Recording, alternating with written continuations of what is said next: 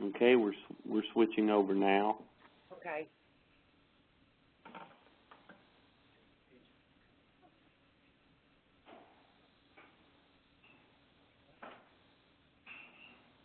All right. There we go. Well, oh, here we go. Yeah, I can show you. Scribble it all over. Get it onto it. Oh, from the beginning, you were better than me. Hi, everyone. My name is Sharon House. I'm the director of the Parent Center for Oklahoma. And Patrick is going to introduce the panel here today. So would you like to start, Patrick?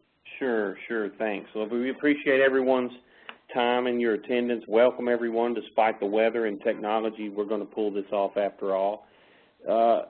You probably have just logged on to one of the best webinars we've had so far, and the panel is fantastic. Sharon has worked so hard to put this panel together, and I've been looking forward to this webinar all month. Sharon, if you will, go and move to the next slide. Our panel today consists of Sharon, of course, who is the director of the Oklahoma Parent Center, whom you all probably know. Also, Dr. Renee Axtell from the Oklahoma State Department of Education, the Assistant State Superintendent of Special Education Services. Mark Sharp and Cynthia Valenzuela from the Oklahoma State Department of Education, Part C experts. Andrea Kunkel, the Cooperative Council for Oklahoma School Administration, staff attorney, and Joanne Poole-Blades, the Special Education Resolution Center. We're so thrilled to have every one of you guys participating. I know that Oklahoma is a shining example, really, of cooperation, and that's why we wanted to have you guys speak to this issue. So, Sharon, we appreciate all of y'all's time and attendance, and take off. Well, thank you, Patrick. At the beginning of the webinar, it's building relationships, creating successful change, and about 7 years ago, 6 years ago, we had to name a conference, and that's what Ellen Kimbrell and I came up with. She works for me, and that's kind of been our mantra from the very beginning, and it really, really has been a ongoing effort by the State Department and by all of our partner agencies. But I really believe, due to all of our relationships, that we have created successful change. It wasn't easy. It didn't begin overnight.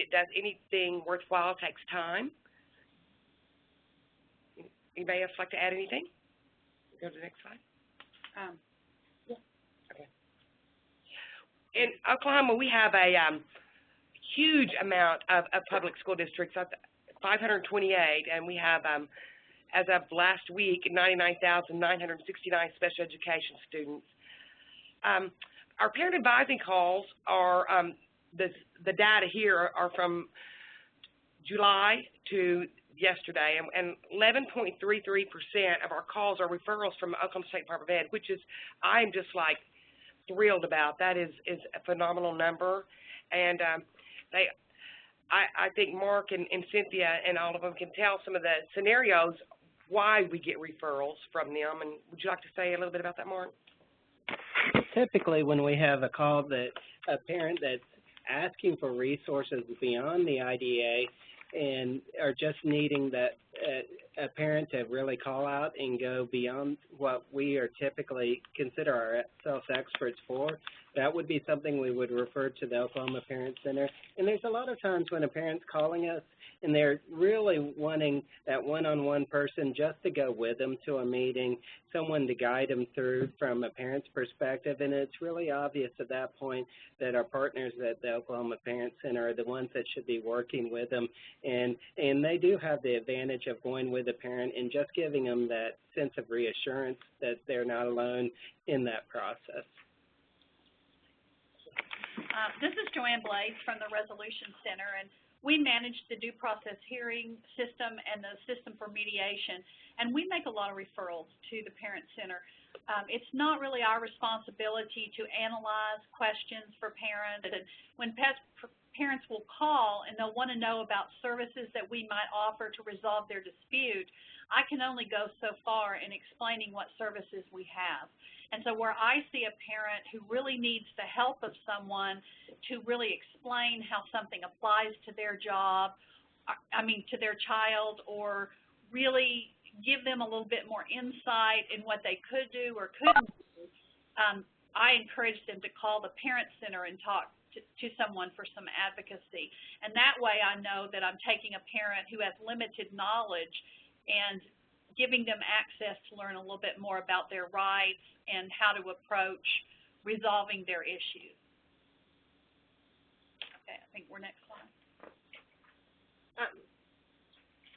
Our stakeholder involvement, as you can see, this is the 4 partner agencies that we have here. And Joanne and I did this part of this presentation in Oregon last year. Yeah, for cadre, and so it was very, very successful.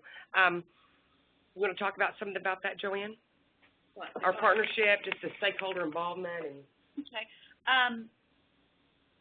Our state, for our due process and mediation program, was determined by OSEP and cadre to be one of the 4 exemplar programs. And during that assessment, one of the things that was highlighted to me, well, I didn't know it, but they said that we had very unusual stakeholder involvement and people that really got along better, and that our programs were doing well because of that. And so they really asked that we do a presentation for the different state Department of Eds. I'm not sure if that was open to the PTIs, but that was last summer. And so we focused on some main stakeholder groups. We have other stakeholder groups we can work with, but these are the 4 that we really work closely together with. And that would be the State Department of Education, the Special Education Resolution Center, that's where I'm from, that does the due process and mediation. And then the Oklahoma Parent Center is our PTI. And then the Cooperative Council of Oklahoma School Administration, Andrea Kunkel is their staff attorney, and she is the advisor for the ODS directors. So in some of our, you'll hear later when we do building capacity training, or we're trying to work with the State Department with school districts to work cooperatively on programs, she's been a real essential person in supporting those programs and having all these stakeholder groups work together.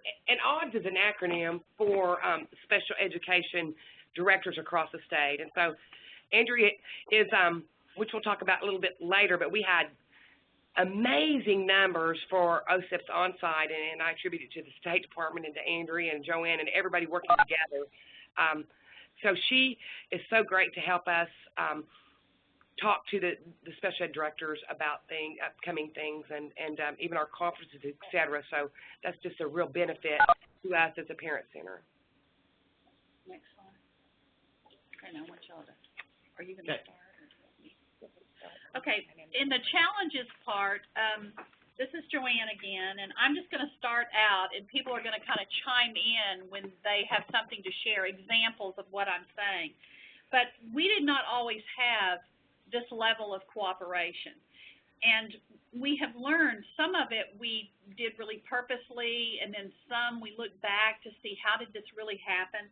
And we all agree that when you're working together as stakeholders, you have to start with the heart.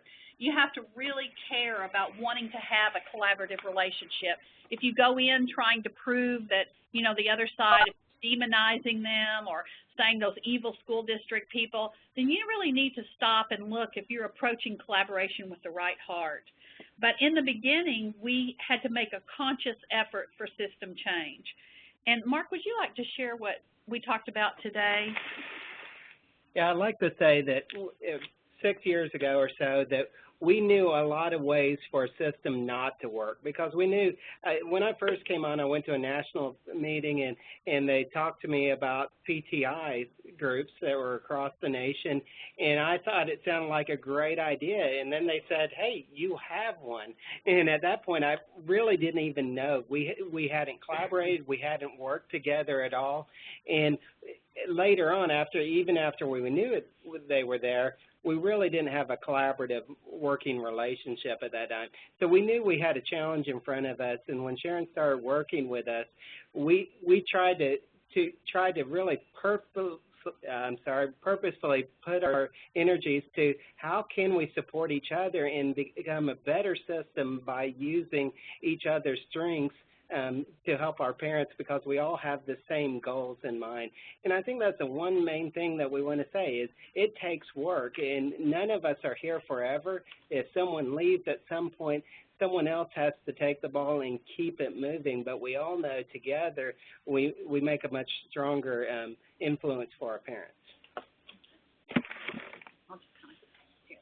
And I think the point Mark is trying to make is that the State Department, as well as other groups, we had to look closely at our system. And as Mark shared with me this morning when we were talking, he knew it could be better. He just didn't know how. He recognized the need, that there needed to be better collaboration for groups to work together.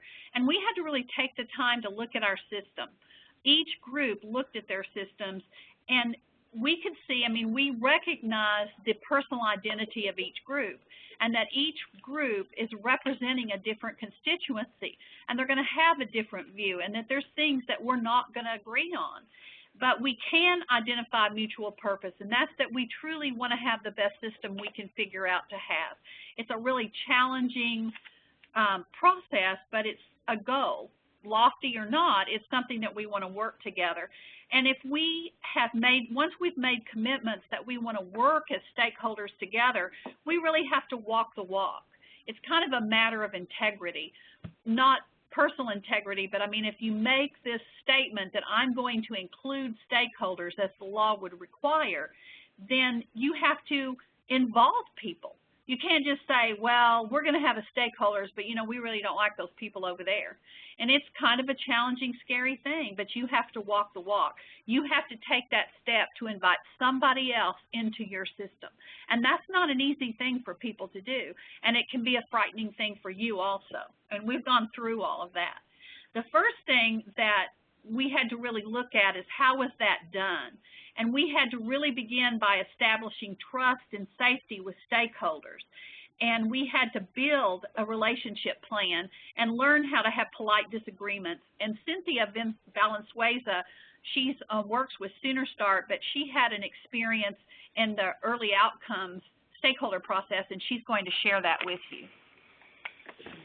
Well, to kind of just look at the middle part of how is it done, and we're talking about involving stakeholders. And for those of you that don't know, we had a visit from the United States Department of Education last year in September, and part of what you're charged with when you have that visit is the Parent Center is charged with doing the family surveys for Part B and Part C. So first of all, we started a collaboration there with the Parent Center and getting our family surveys out there, getting them complete.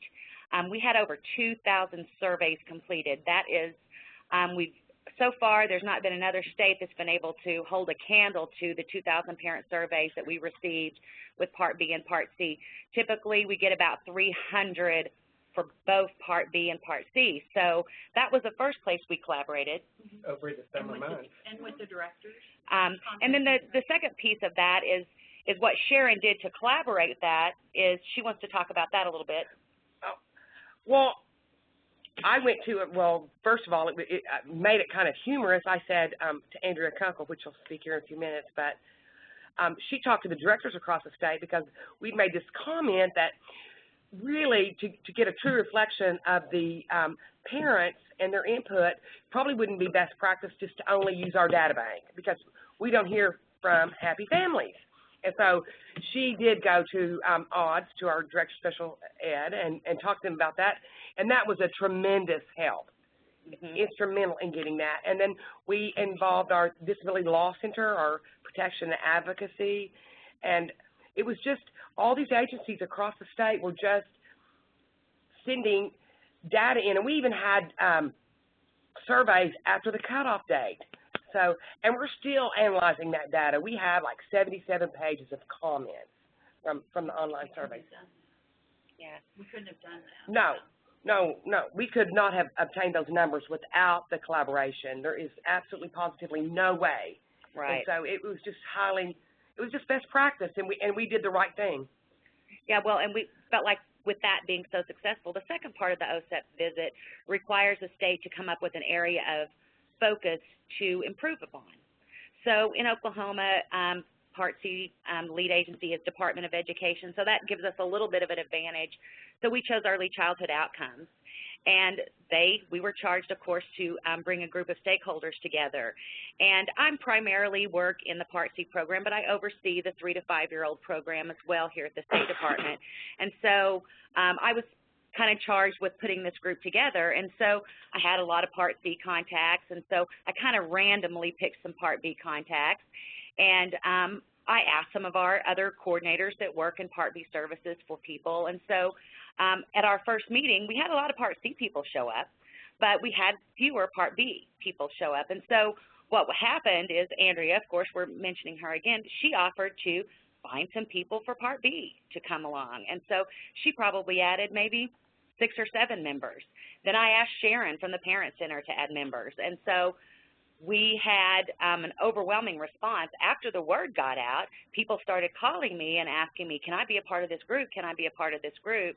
And that is because of the work that Andrea Kunkel with the odds group did, and with Sharon, the group, of course, with the Parent Center, we were able to pull a nice group of stakeholders together. And with that, we learned a lot of things, and Joanne talked a little bit about things being scary. Well, it is a little scary because we have people in the room that we knew were not going to be happy with what we were presenting because for the most part, our early childhood outcomes process, we'd really left parents out of the loop. And we had actually advised people to do that. And while we look back on it and think, wow, how could we have ever thought of doing that, it took getting parents, school districts, and early intervention providers all in the room, and it was amazing to see their interaction and what was learned in between that set of folks, that's just something neat that happened that we didn't even know that was going to happen.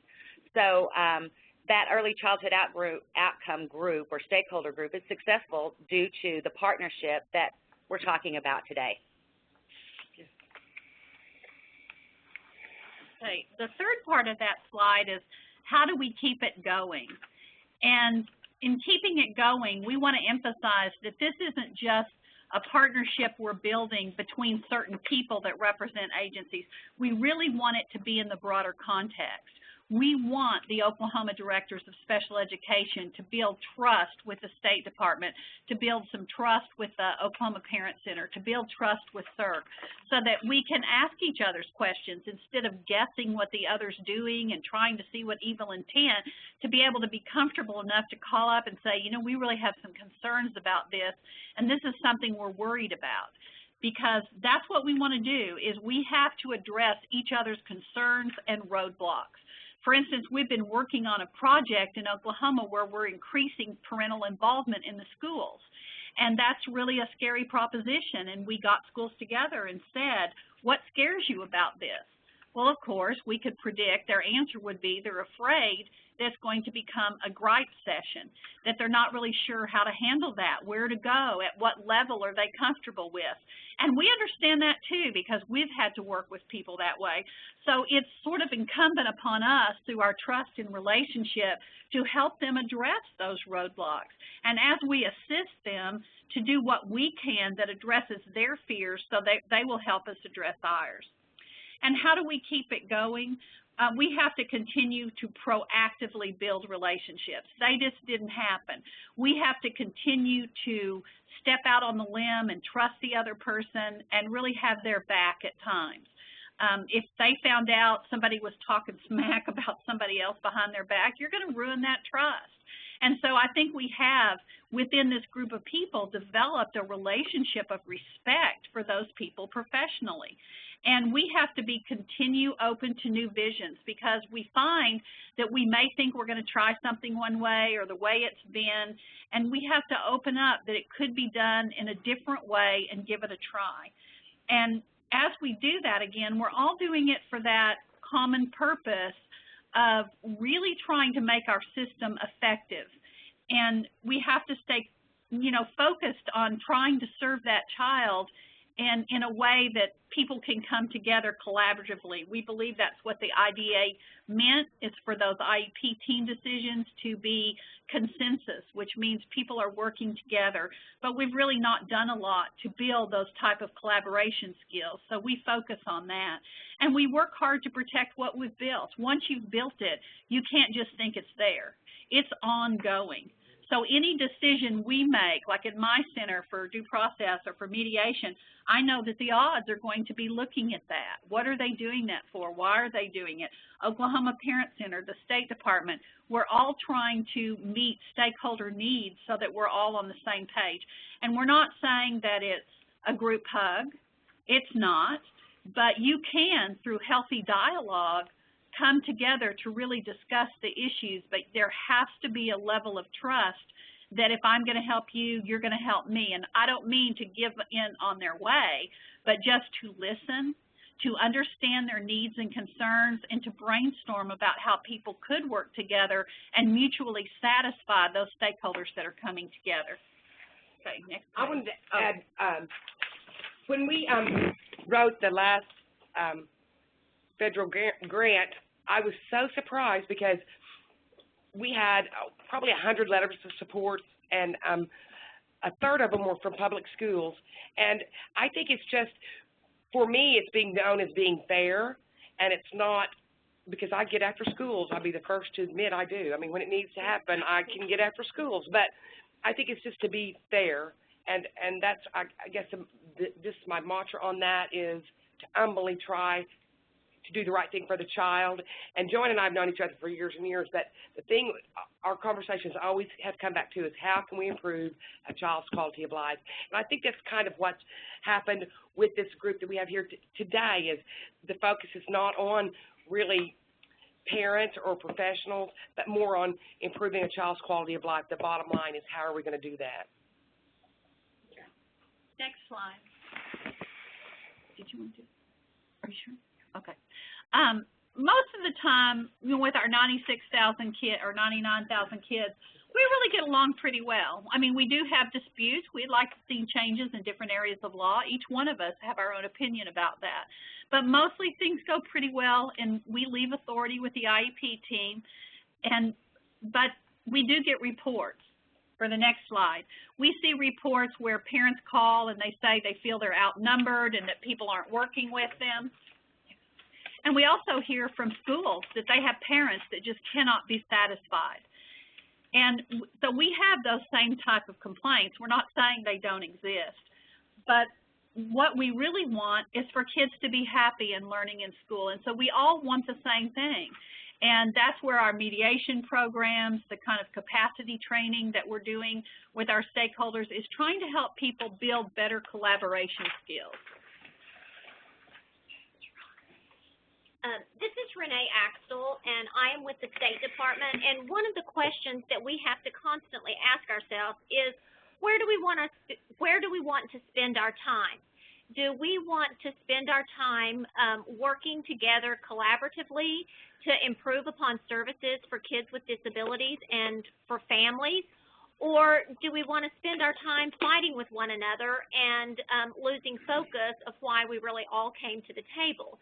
And so we've really talked through that, but as we face situations, we have to remind ourselves we can't, close the door, close our ears.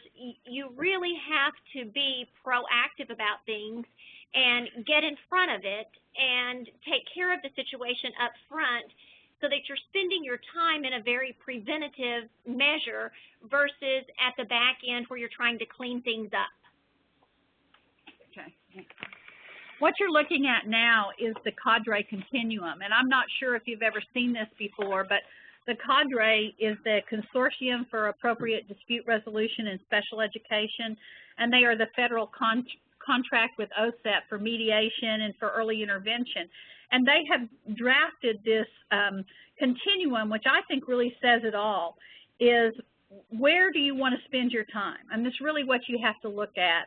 And I think we learned as we have used this continuum that when we worked in stage one, which were parent and stakeholder trainings for people to have common understanding, to understand just different measures. We do stakeholder training and mediation and due process. We do stakeholder training for types of services that are going on, and they're all preventative, because in our stakeholder groups, when our state selects things, I'm on the monitoring stakeholder group. So I'm on that group, and we listen to data, and we determine with the State Department what areas do we think we want to monitor. And I think people feel more bought in when they have that chance to have a say. It's not just a secret of what are those State Department people doing, what are schools doing. We're trying to break down those barriers and really be a lot more open, and to me, and be more transparent. And it reminds me a little bit of preventative with wellness.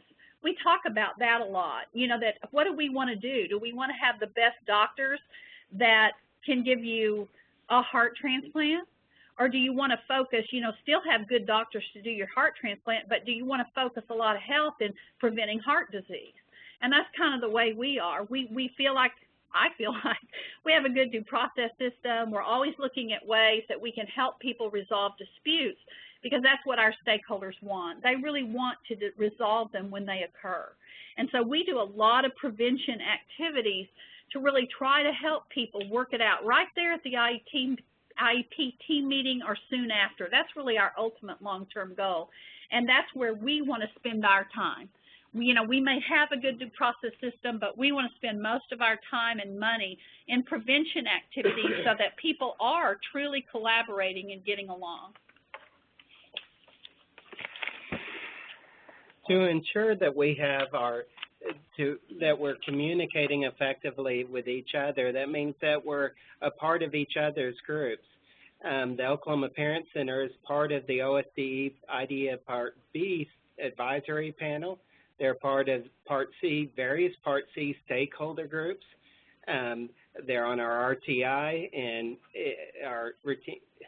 Just messed that up. I'm sorry. The response to intervention groups, the positive behaviors in sports, as well as they're involved on an ongoing basis on training materials. If we put out something that we just want to do it for public awareness, we'll run it by them, see if they have some input that would be helpful, so we're communicating our message in an appropriate manner.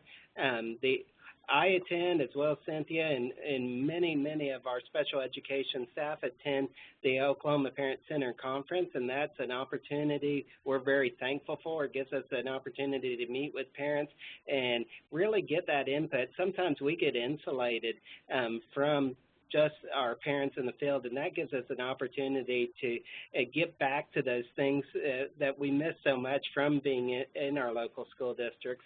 But the Oklahoma Parent Center also recently has established a 1-800 number to help us with Part C for any time a parent calls in and wants more information about Sooner Start. They can call our Parent Center if they don't know a local number to contact. And we've tried different call-in centers. A lot of times they don't know those areas personally and don't have that interaction, and the Oklahoma Parent Center has that, so they can give a lot better information about not only Part C in the early childhood group, but also our public school group, and then give them links to all sorts of other resources in their communities. So that's been helpful. The next slide, I also want to mention, too, the Child Line telephone number. They have one for B and C, right? Or is it the same number? It's the same number. It's the same number. Some of the things that we're working on collaboratively right now is we're working on a state plan for parent involvement. And while we do have a lot of parent involvement, a few years ago we were at a conference that is a conference focused on parents and professionals. And what we learned is that a lot of states had a plan for this. And so we were given the assignment a few years ago. Well, the people that we're assigned to, it kind of lost its steam, and so earlier in the fall of 2011, Sharon and myself and a few other coordinators got some plans together from other states and started looking at, how can we make this fit Oklahoma? How can we make it a meaningful plan and not just a lot of words? on a document. So we're working on that. That's something that's not complete. The Parent Center is also really focused on our Part C families by hiring a Part C coordinator. So a lot of times the Parent Centers were more focused on our public schools and things going on there. And so our families that were in Part C kind of felt like, oh, well, who do I go to if I need help with an IFSP or Individualized Family Service Plan question? Who do I call? Well, most of the time they were calling myself or Mark at the state level, and that's probably not always a good place for them to feel comfortable talking. So Sharon's established a Part C coordinator, which has been very, very helpful. And I think we've already gone over, we do seek parent input with almost everything that we do, every group that we have. We take a lot of pride in making sure that we contact our different parent centers. We also have in Oklahoma the Health Family to Family Network, and we try to involve them as well as Sharon also involves them in her activities. So we reach out to other parent types of groups. It may be a parent's support group around autism. It may be the Down Syndrome Association group. So there's other groups of people that we also reach out to other than the group you're listening to today. One other thing that we're working on and that we have done before is some of our trainings, including a parent component in our trainings. The early childhood outcome stakeholder group that we talked about, that's one of the main things that we learned there is that parents say, hey, I can be a part of this training. And so, and I would like to be a part of this training, and I'm willing to be a part of this training. And so that is something that we're looking to in the future is how can we involve this as a team and present together. Also, I want to say that the State Department has given us a SPDIG grant as well. We get Part B funding, and that provides for all of our, we have 2 regional conferences and then our statewide conference, and then it helps me have about 2.5 additional staff. And then we're now doing the SPDIG grant as well. We have a contract with them through that. So they're just amazing in what they do for families across the state as far as funding and support for the Parent Center. The next slide has to do with the relationship between COSA, the Cooperative Council for Oklahoma School Administration, and parents and other stakeholders. And this is Andrea Kunkel. Just a little background first to tell you that this has been kind of a windy, bumpy sort of road. And the position that I've had with COSA just started last July the 1st, and for 24 years before that, I was an attorney in private practice representing school districts in special education matters. So I had come across Sharon in IEP team meetings over many, many years, and Joanne, who in her previous life was a parent attorney. We'd had many, many, many due process matters together. And, you know, I would say that all those relationships started out in a rocky way. And over time, I mean, not a hateful way, but a rocky way, in that when you're on opposite sides and you haven't had the opportunity to build up a lot of trust with people, you're out there protecting your client's interests, or you're advocating on behalf of the family from their perspective, and, you know, it's quite a little journey to get from there to trying to more proactively work together. But I think the advantage of having come from that place is that we had the opportunity to develop some trust in one another, at least that we knew that when someone said, I'll do this, you know, I can get this done, I can take care of this, it did happen that way. It happened through compromise, but ultimately you got to the point where you knew that you could rely on the other person's word, and that has helped tremendously in helping our various stakeholder groups kind of come together in a more cooperative way now. I've always considered my role first as a private attorney, and now as helping my clients, my group, understand and comply with the law. It's not, special ed directors in schools all the way, you're never wrong. And the same is true of everybody else. They're not coming in and saying, you know, hey, we always get it right, you're unreasonable, you're doing it wrong. I mean, we all understand that, you know, sometimes we get it wrong, sometimes we get it right, but at least we can reasonably sit down and have a discussion about it, even if there are some areas where we can't bridge the gap to agreement. We can at least say, hey, this is my perspective on it, this is your perspective on it. Okay, we see one another's differences, but let's just not get all stressed about that. I mean, there are other things that we can agree upon, and we can keep working on those things. So, you know, obviously for years, people didn't come and ask me to do stuff as a private attorney and say, would you please do this on behalf of parents? Would you please do this on behalf of the State Department? In my role, first as kind of an informal legal advisor to the Oklahoma Directors of Special Services group, and now as the staff attorney for the Oklahoma directors who are now part of the larger COSA group, that is my job. And I do consider it part of my responsibility to help them work, not only to advocate for them when they're in individual disputes, but to make sure that they participate in everything that's available to them to help them learn how to do their jobs better. And their job is providing the best services that they can provide for children with disabilities, and my job is helping them accomplish that goal through all the means that are available. So getting back to the slide, which I seriously deviated from there, one of the things that Sharon came and talked to me about last summer was they were charged with part of the responsibility to work on the state's parent involvement document. Would I read it and provide some guidance? And I did that. But the more I thought about it, the more I thought that really it would be so helpful if the special ed directors really got more involved in that, because they hadn't had much experience in building those systems. I mean, it was new to everybody here, and I knew it was going to be really scary to them, and it is, because they're giving up decision-making authority. They're giving up control, and even though you may look at that and say, well, you're not giving up much, still, when that's your mindset, you feel like you're giving something up.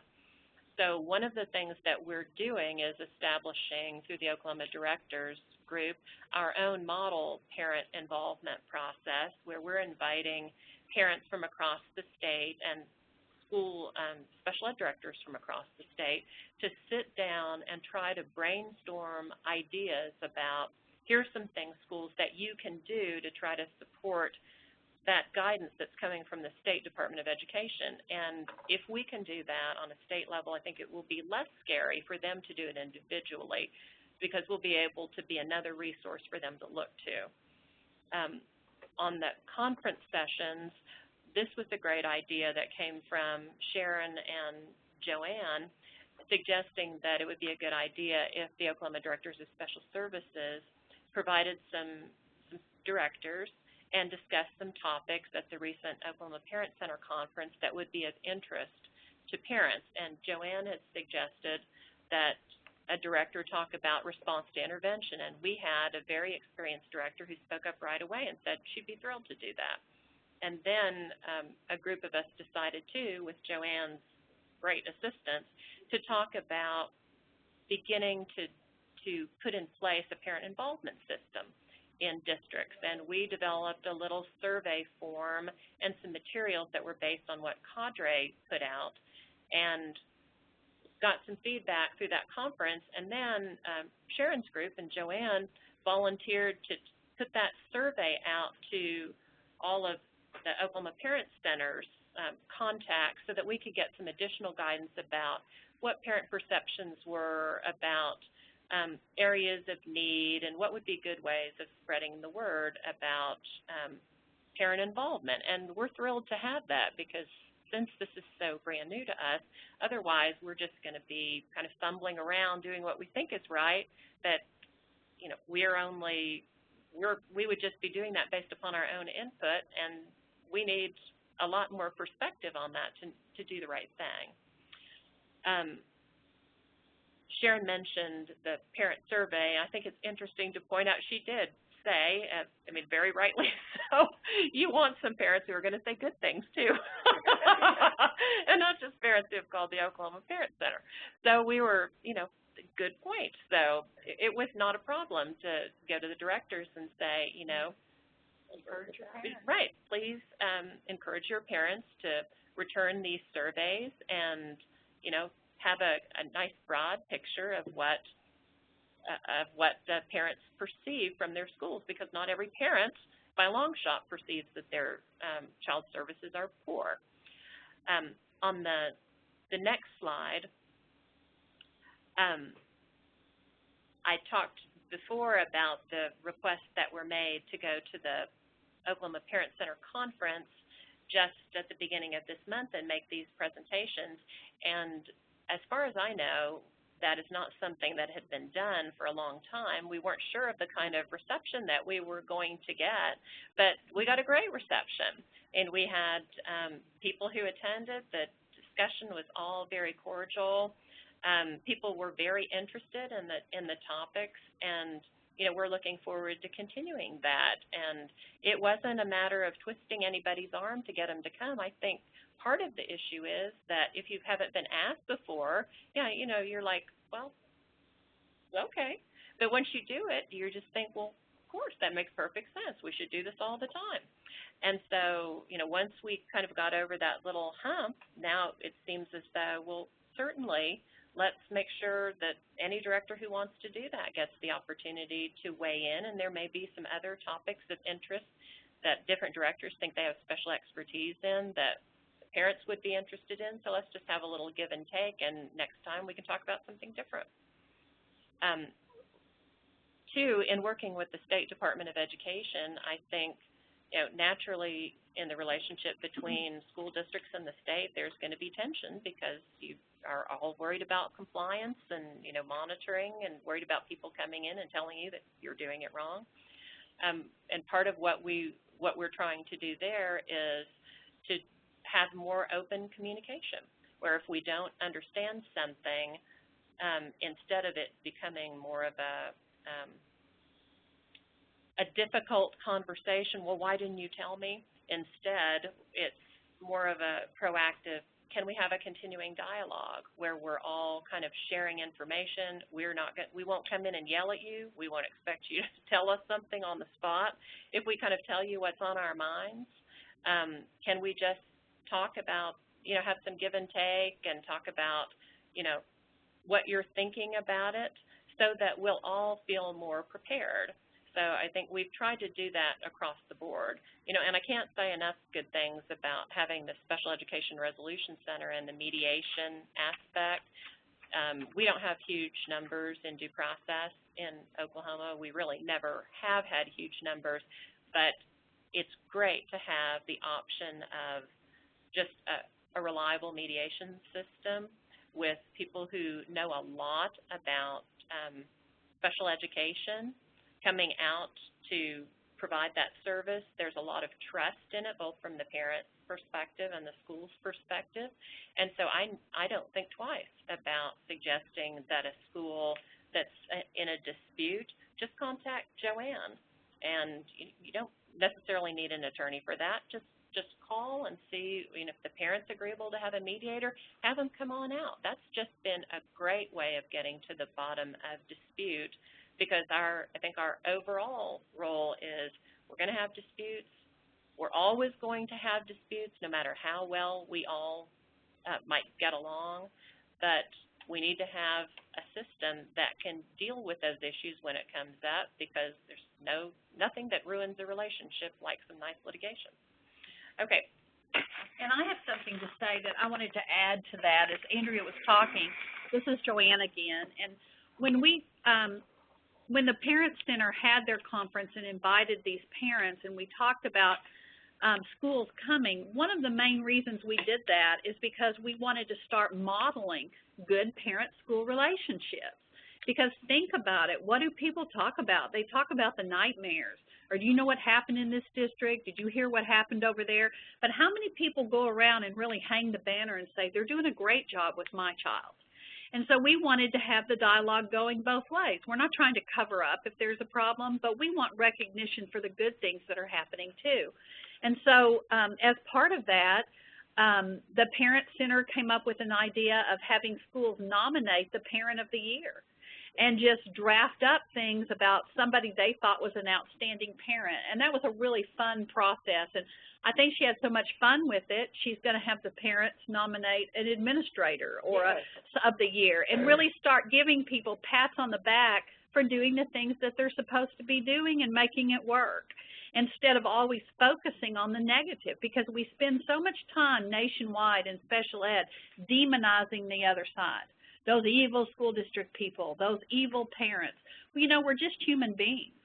And I think when you can come together with some trust and talk about that, it really does make a big difference. We just had moving tributes, though, from public schools identifying families, and what a better way to start out like the family involvement plan. And Joanne's so right. You know, it literally is attraction and not promotion. And to see these parents in public schools to get up and talk about the services and this wonderful parent, what she had done for her child and how she had mentored other families in that community and was really proactive of her approaches. I couldn't have paid anybody $10 million to come do that. It was just remarkable for the parents to get to see that and how it can be.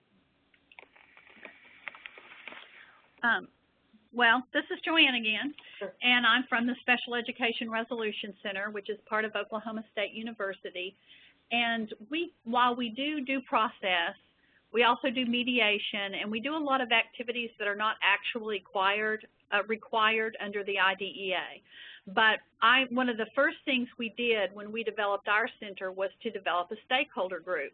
And that stakeholder group consisted of a superintendent, a special ed director, a special ed teacher, a regular ed teacher, people from the State Department, and then the rest were parents, one more parent than all of those.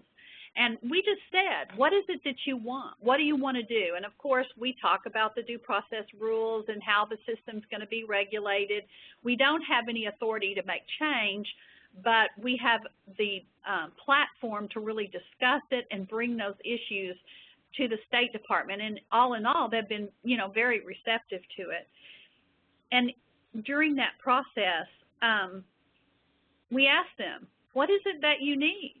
We took our program where they said it needed to go. And the parents said they didn't want to really follow due process. It's a horrible process. You end up spending money. Nobody really wins. When you win, you feel like you lose. I mean, people just in general don't like the fight if they can avoid it. Their hands are full just trying to raise their child. It takes more than a regular kid to raise a kid with a disability. And they were saying, mediation is great, but we would just like it better in the school district. We'd like more options to resolve disputes. And the Oklahoma directors were saying, we need better skills. We need better skills taught. So, again, we focused on prevention activities.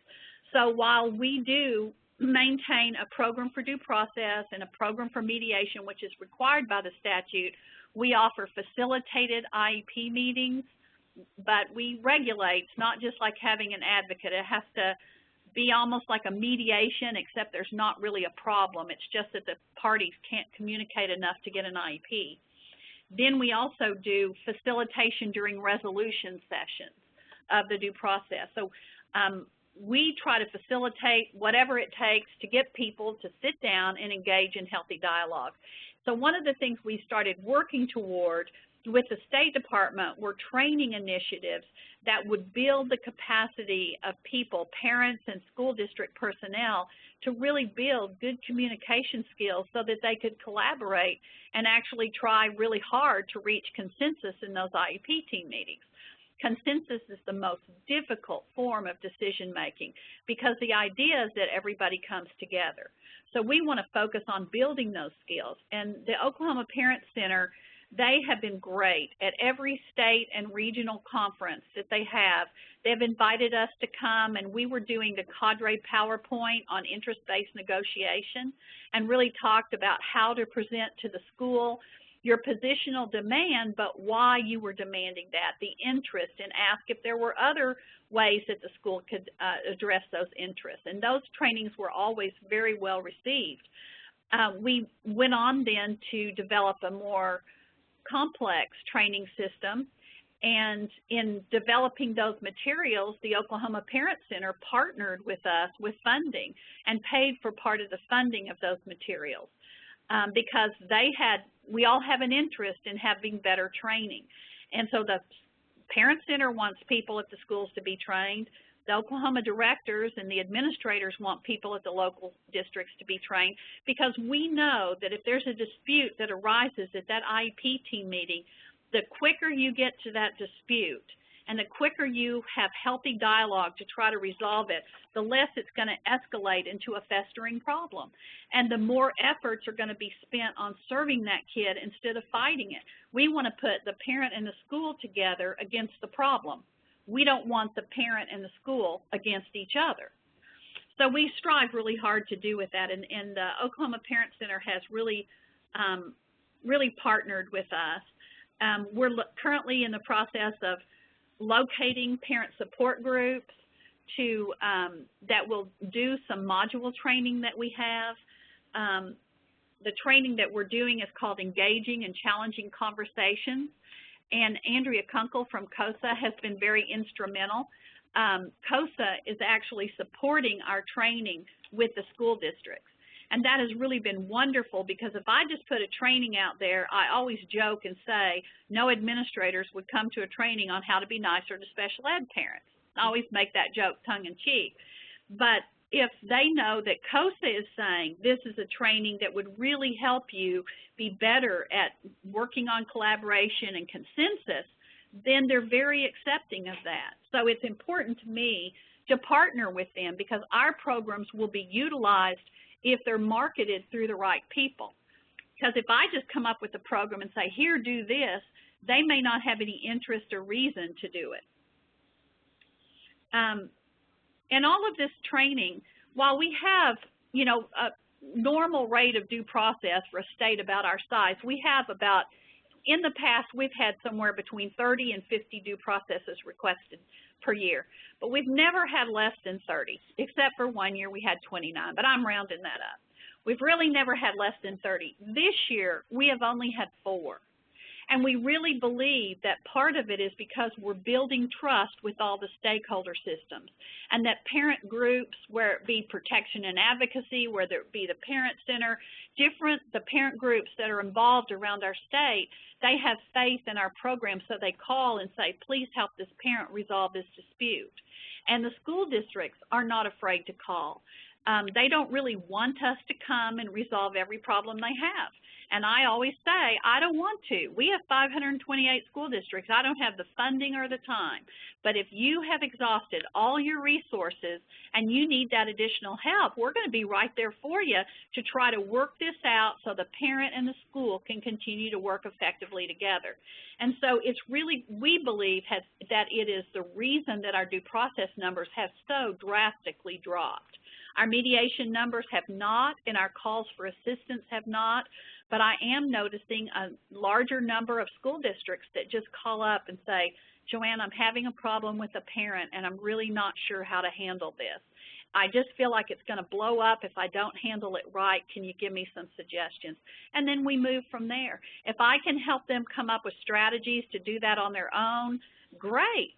If they can't come up with strategies, or they've exhausted all their skills and there's trust issues with the parents, we'll send in a third party to try to build that bridge of relationship back.